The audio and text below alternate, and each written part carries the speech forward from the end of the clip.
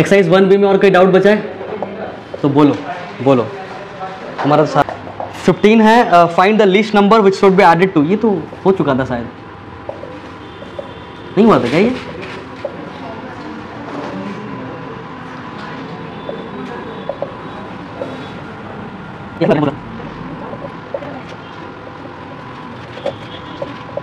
ये है क्वेश्चन कि find the least number which should be added to 2497 so that the sum is exactly divisible by 5, 6, 4 and 3।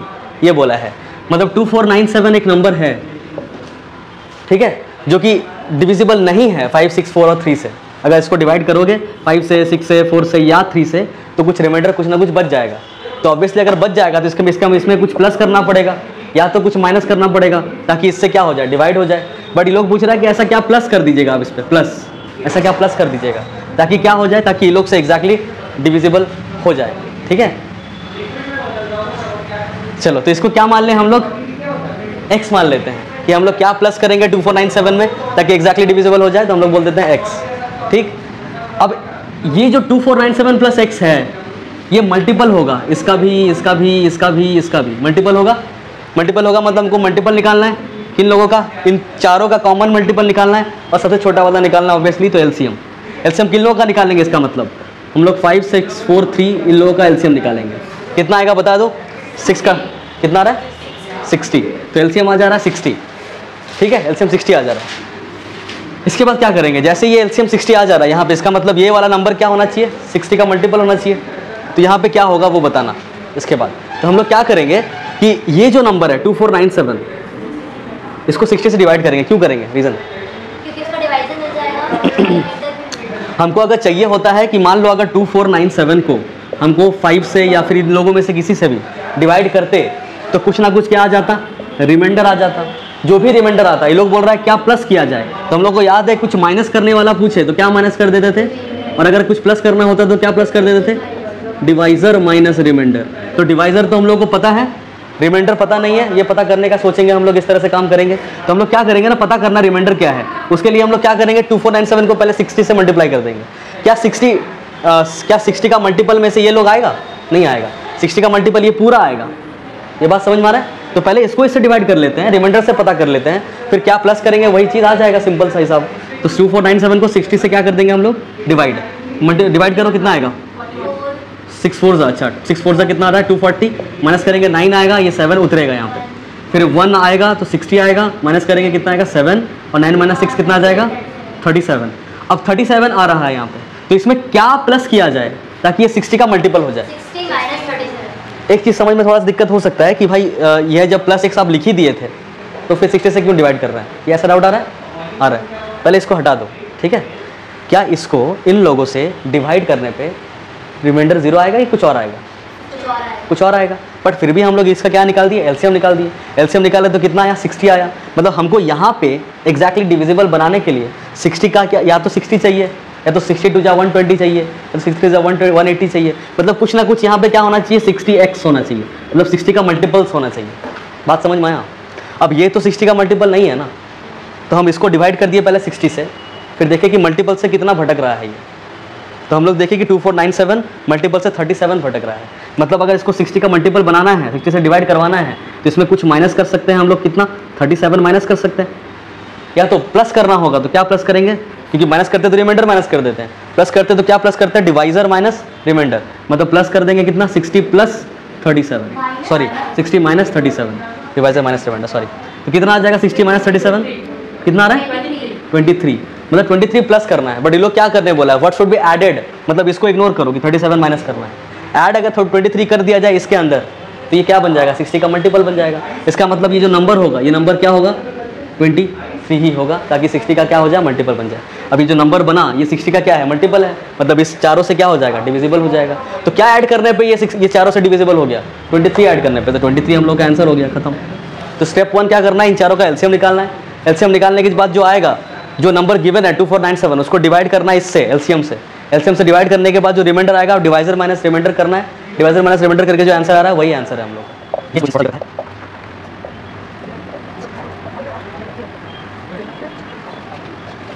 क्या कर रहा है क्वेश्चन में कि find the least number of square tiles required to pave the ceiling of a room 15 metre 17 centimetre long and 9 metre 2 centimetre broad.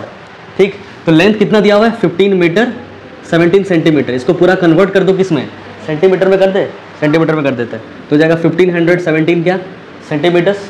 Breath कितना हो जाएगा, तो दिया हुआ है 9 मीटर 2 सेंटीमीटर, कितना हो जाएगा 902 सेंटीमीटर। ठीक है, इसमें कोई दिक्कत नहीं ना हो रहा है। ठीक है, अब क्या बोल रहा है सुनो, एक रूम है ऐसा, ये रूम है, इसका लेंथ दे रखा है 1517 सेंटीमीटर, इसका ब्रेथ दे रखा है 902 सेंटीमीटर। अब क्या बोल रहा है, find the least number of square tiles to required to pave the ceiling of a room this और दिस मीटर लॉन्ग। मतलब यहाँ कुछ टाइल्स बैठाना है इस तरह का, तो कितना कम से कम स्क्वायर टाइल्स चाहिए, कम से कम कितना स्क्वायर टाइल्स चाहिए ताकि पूरा रूम कवर हो जाए। ठीक है, अब ये बात बताओ कि जैसे मान लो इसका एरिया निकाल देंगे, इसका एरिया निकाल देंगे और एक स्क्वायर टाइल का भी जितना एरिया होगा वो एक्जैक्टली डिविजिबल होना चाहिए कि एक्जैक्टली नहीं भी डिविजिबल होगा अच्छा चलेगा, एक्जैक्टली डिविजिबल होना चाहिए। क्यों एक्जैक्टली डिविजिबल होना चाहिए, ताकि कट टू कट पूरी बैठ जाए, सारा का सारा टाइल्स भी खत्म हो जाए और तुम्हारा सारा का सारा रूम, एंटायर रूम का जो सरफेस एरिया है वो भी क्या हो जाए, पेव्ड हो जाए। बात समझ में आया। अगर ऐसा नहीं हुआ तो क्या होता है, क्या होगा, दिक्कत ये होगा कि पूरा ऐसे तुम लगा दिए, लास्ट में कुछ हिस्सा बच गया, ऐसे ये वाला हिस्सा बच गया, अब टाइल्स का साइज से भी इधर उधर हो जा रहा है, तो उस केस में क्या करेंगे, इस तरह से दिक्कत हो जाएगा। इसलिए क्या करना पड़ेगा, जो भी तुम्हारा least number of square tiles होगा वो क्या होना चाहिए, इन दोनों का क्या होना चाहिए, मल्टीपल्स होना चाहिए कि फैक्टर होना चाहिए, फैक्टर होना चाहिए। ये बात समझ में आया, क्यों समझ में आ रहा है, क्योंकि डिवाइड करेगा ना तभी। जैसे मान लो ये एरिया है, इस रूम का एरिया है, ये रूम है पूरा, ठीक, यहाँ पे भी बहुत सारा टाइल्स है, हमको ऐसा बहुत सारा टाइल्स का मिल गया पाइल, यहाँ पे बहुत सारा टाइल्स रखा हुआ है, तो हम एक एक टाइल उठाएंगे और ऐसे रख देंगे, बिछा देंगे, फिर एक और टाइल उठाएंगे, बिछा देंगे। हम क्या कर रहे हैं, हम इस रूम के एरिया को टाइल्स लोगों में डिवाइड कर रहे हैं कि ये टाइल्स तुम ले लो इतना जगह, दूसरा टाइल तुम भी ले लो इतना जगह। सबको क्या बांट रहे हैं हम, टाइल्स लोगों को क्या बांट रहे हैं, रूम का एरिया बांट रहे हैं, मतलब एरिया को बांट रहे हैं, डिवाइड कर रहे हैं, किससे, टाइल्स से। बात समझ में आ रहा है, तो वही चीज़ कर दो बस। अब वो चीज़ अगर टाइल से बांट रहे हैं, डिवाइड कर रहे हैं, मतलब एक तरह से फैक्टर्स निकालना है हम लोगों को टाइल्स पे, तो फैक्टर्स निकालना है, मतलब इन दोनों का क्या निकाल देंगे, फैक्टर्स, जो कि दोनों का क्या हो, कॉमन फैक्टर्स और HCF, तो HCF निकाल दो। HCF ऑफ व्हाट, 1517 और 902, बस हो गया।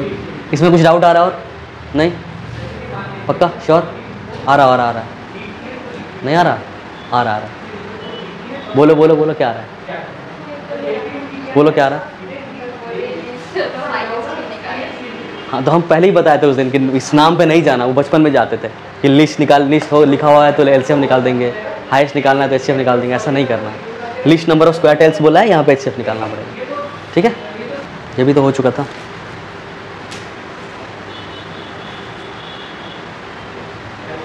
बेटा ये वाला हो चुका था, यह लिखा हुआ है देखो 21, find the largest 4 digit number, 4 digit number का लार्जेस्ट नंबर बताना है which is exactly divisible by 15, which when divided by 4, 7 and 13 leaves remainder 3 in each case।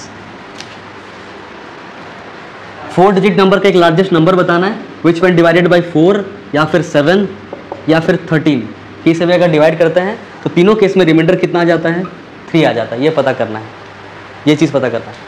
अब क्या करना था, क्या कर रहे थे इसमें, तुम लोग बताओ, याद है तो, ये क्वेश्चन हो गया था, याद है किसका, इसका एलसीएम निकाल रहे थे, तो यहाँ पे एक मल्टीपल आ जा रहा था, उसके बाद क्या कर रहे थे, इसको इस,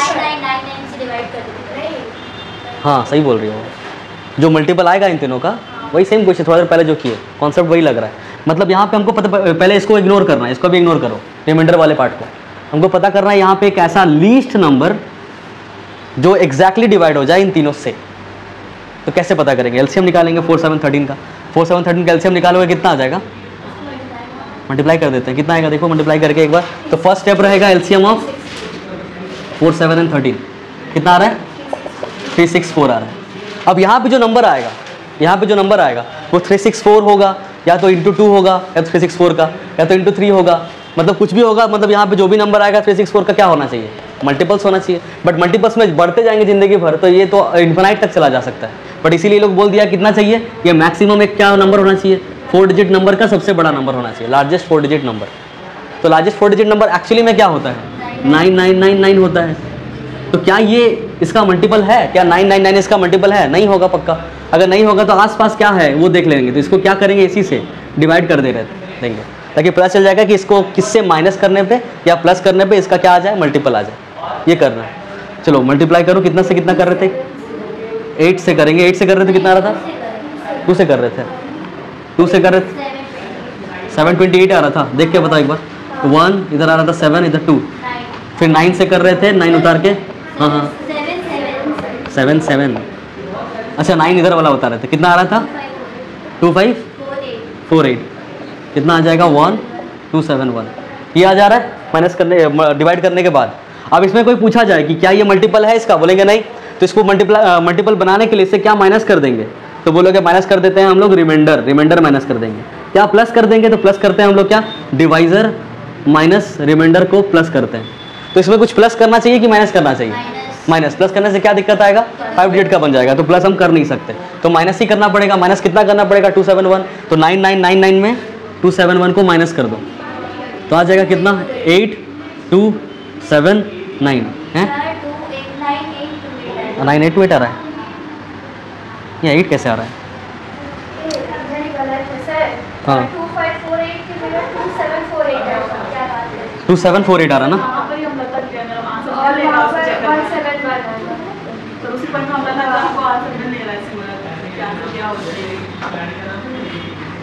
जो भी है 9828 आ रहा है।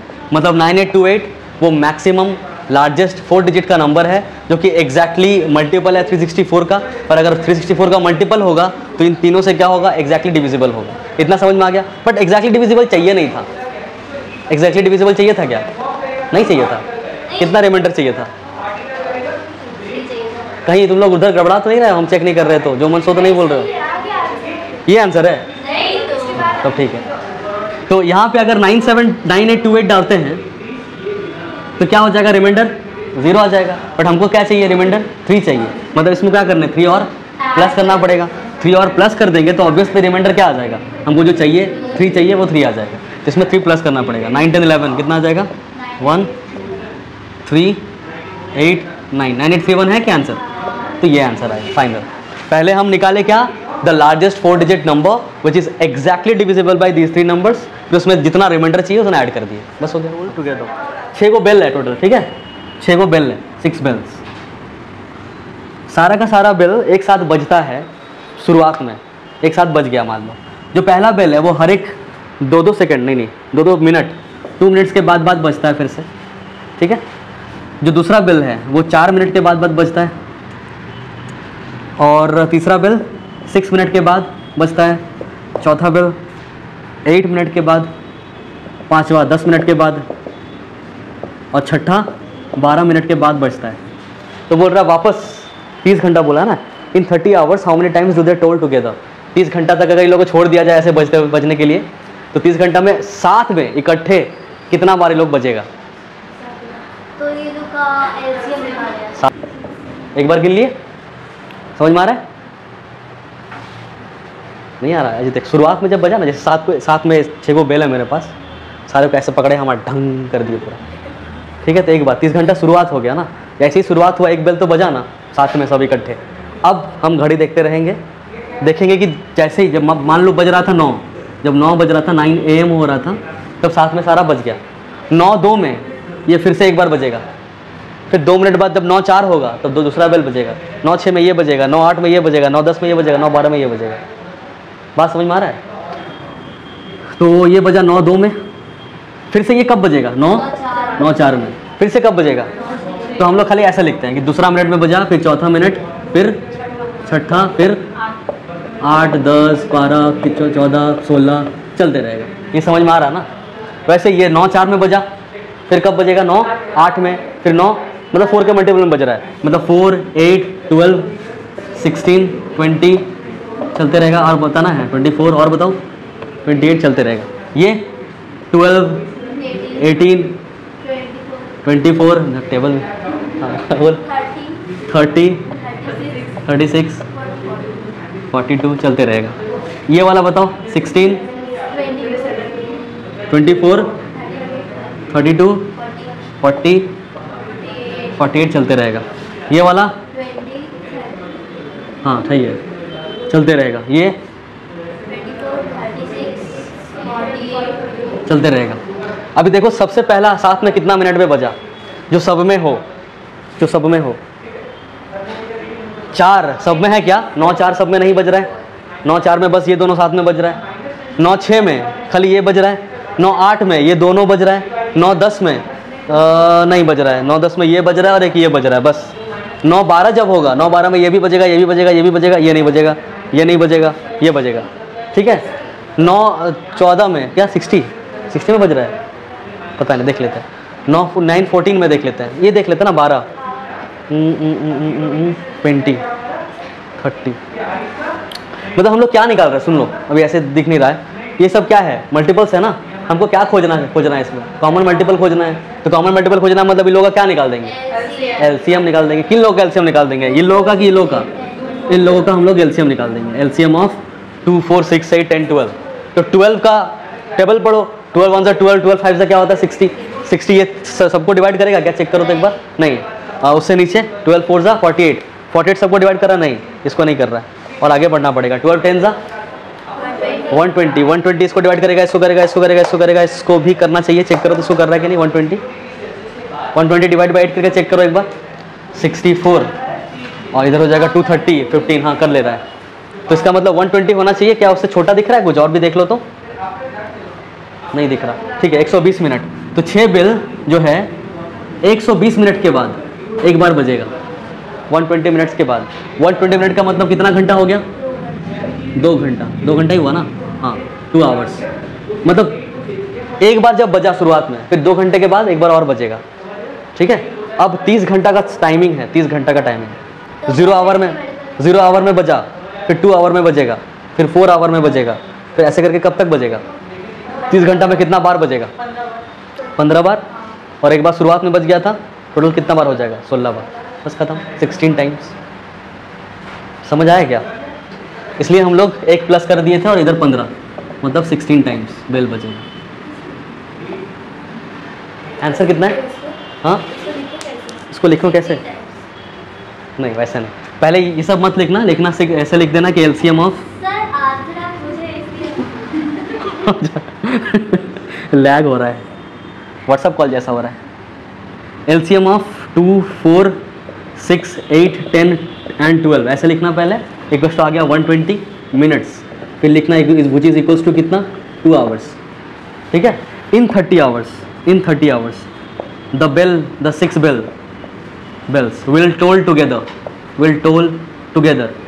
is equals to ऐसे लिखना 30/2 equals to 15 टाइम्स, प्लस या फिर लिखना यहाँ पे and also it will also initially it told together therefore 15 + 1 = 16 times. ये लिख देना, आंसर हो गया। ये सब कहानी मत लिखना। कितना कितना सेंटीमीटर का? एक है 64 सेंटीमीटर का, एक है 80 सेंटीमीटर का, और एक है 96 सेंटीमीटर का। 3 रॉड है। Find the least length of cloth that can be measured an exact number of times using any of the rods. Find the least length of the cloth that can be measured an exact number of times. एक मान लो ये एक rod है, यहाँ पे एक rod ये वाला है और एक रॉड ये वाला है, ठीक है। एक हमको क्या करना है? लीस्ट लेंथ ऑफ क्लॉथ निकालना है। क्लॉथ का एक लीस्ट लेंथ निकालना है कि मान लो एक टुकड़ा निकाल ले क्लॉथ का, ऐसा ये क्लॉथ है, क्लॉथ। इससे हम लोग क्या करेंगे? इस रॉड लोगों को मेजर करेंगे। फिर से पढ़ रहे हैं। Find the least length of cloth that can be measured an exact number of times using any of the rods. किसी भी रॉड से एग्जैक्ट नंबर ऑफ टाइम्स से इसको मेजर किया जा सकता है। हाँ, जैसे मान लो एक बड़ा सा फिर क्लॉथ लेते हैं, जैसे ये क्लॉथ का बड़ा सा एक टुकड़ा है और भी आगे जा रहा है, ठीक है। तो इसका लेंथ कितना होना चाहिए? कम से कम इसका लेंथ कितना होना चाहिए, ताकि अगर ये रॉड उठाएं, ये रॉड, तो ऐसे करके नापे कि यहाँ तक नापा गया, फिर इसी को उठा के यहाँ पे नाप दे, यहाँ तक आ गया, फिर इससे उठा के ऐसे नाप दे, ऐसा होते जा रहा है। जब लास्ट में आए तो एकदम कट टू कट मैच कर जाए कि हाँ 3 बार ये रॉड को नापे, मतलब ये इसका 3 मल्टीपल, इसी का 4 मल्टीपल, इसी का 6 मल्टीपल, ऐसा कट टू कट आए ना। ऐसा कभी ना हो कि जब तीसरा बार लाएं तो यहाँ तक आया और कपड़ा यहाँ तक है, थोड़ा सा बच जा रहा है, ये नहीं होना चाहिए। ये हो जा रहा, मतलब क्या हो जा रहा है, रिमाइंडर बच जा रहा है। तो इसका मतलब लेंथ जो भी होगा इस कपड़े का, उसको हम जब इससे डिवाइड करेंगे तो एक एग्जैक्ट आंसर मिलना चाहिए। मान लो अगर 3 बार में हो जाता एग्जैक्टली, तो इसको जब इसका लेंथ को जब डिवाइड करते हैं 64 से तो क्या आता है आंसर 3। समझ आ रहा है? इसका सॉर्ट आउट हो गया। सेम अगर उसी कपड़े को इससे भी मेजर किया जाए तो भी क्या हो जाए, एग्जैक्टली डिविजिबल हो जाए। सेम कपड़े को जब इससे भी मेजर किया जाए, मतलब तब भी क्या हो जाए, एग्जैक्टली डिविजिबल हो जाए। तो डिवाइड किसको कर रहे हैं, इसको डिवाइड ना कर रहे हैं। इसका लेंथ क्या है हमको क्या पता, इसका कुछ एक्स लेंथ होगा, ठीक है। जब x को 64 के साथ डिवाइड किया जा रहा है, चाहे 80 के साथ डिवाइड किया जा रहा है, चाहे 96 के साथ डिवाइड किया जा रहा है, रिमाइंडर हर बार क्या आना चाहिए, 0 आना चाहिए। बात समझ में आया क्या?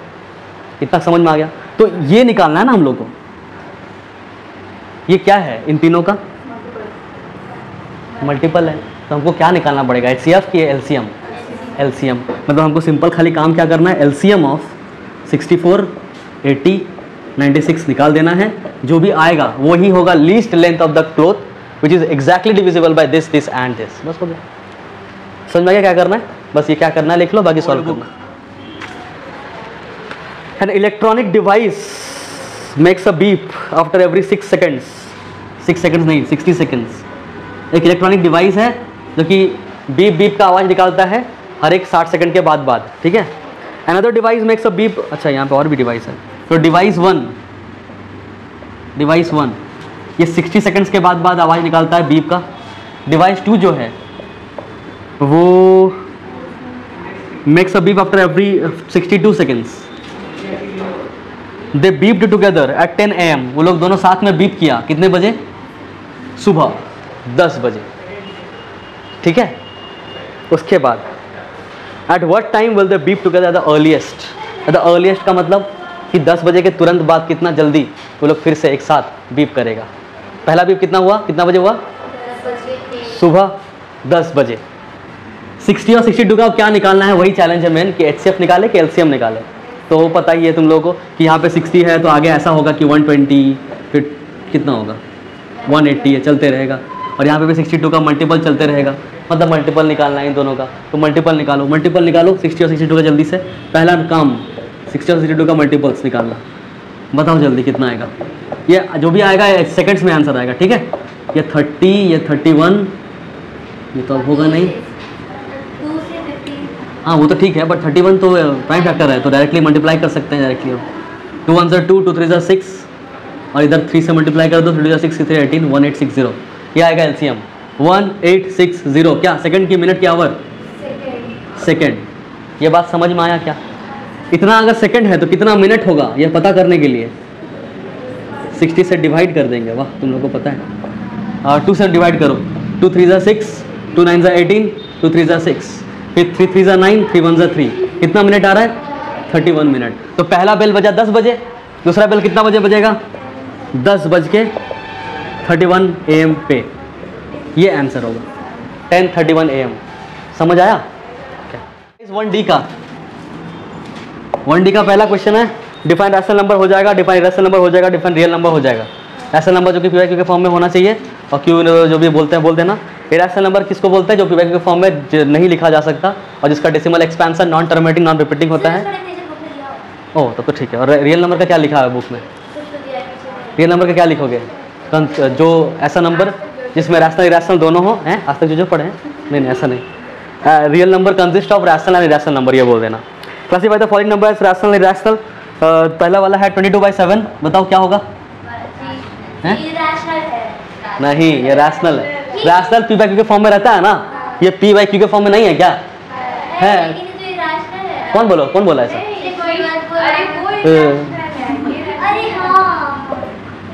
उसके बाद 2 वाला है 3.1416, ये क्या है, तुम लोग कंफ्यूज कर रहे हो।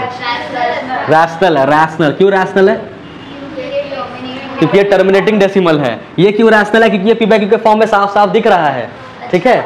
ये क्यों रैशनल है, क्योंकि ये टर्मिनेटिंग डेसिमल है, आगे डॉट डॉट नहीं लगा हुआ है, इसलिए रैशनल हो गया। नंबर 3 वाला है पाई, ये क्या है, इरैशनल। ये क्यों इरैशनल है, क्योंकि इरैशनल है। क्योंकि पाई का मतलब क्या होता है, C/D बताए थे ये क्लास में। सर्कमफरेंस बाय डायमीटर, भूल गए? कोई भी सर्कल उठाएंगे, उसका सर्कमफरेंस को डायमीटर को डिवाइड करेंगे, तो एक नंबर जो भी आएगा उसको जब डिवाइड करेंगे तो क्या आने वाला है?